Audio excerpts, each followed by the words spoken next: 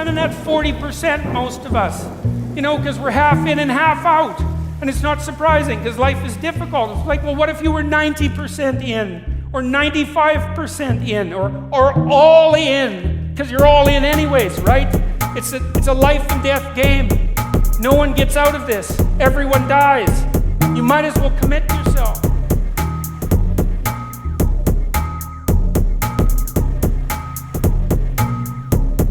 You got to be careful about it. You can't have everything. You can have what would be good for you, but you have to figure out what it is, and then you have to aim at it.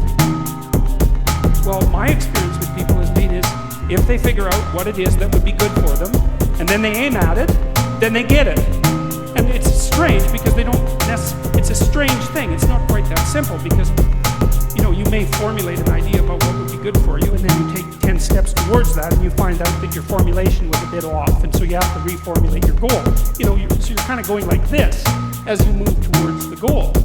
But a huge part of the reason that people fail is because they don't ever set up the criteria for success. And so, since success is a very narrow line and very unlikely, the probability that you're going to stumble on it randomly is 0. And so there's a proposition here, and the proposition is, if you actually want something, you can have it. You can have it.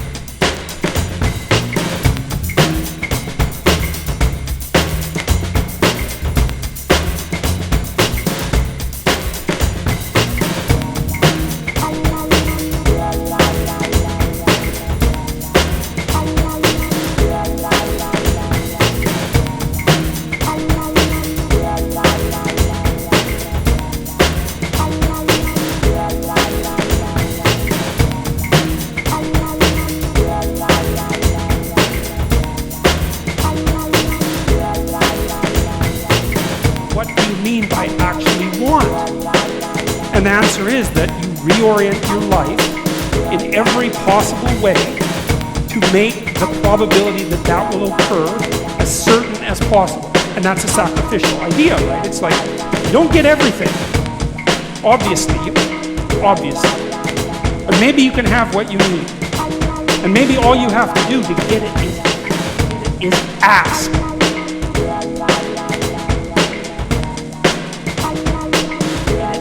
Ask.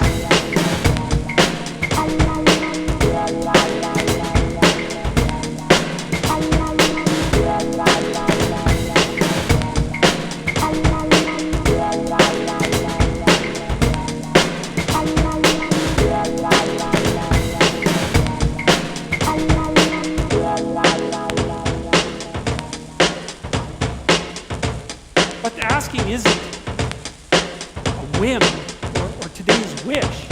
It's like you have to be deadly serious about it. You have to think, okay, I'm taking stock of myself. And if I was going to live properly in the world, and I was going to set myself up such that being would justify itself in my estimation, and I don't mean as a harsh judge, exactly what is it that I would aim at?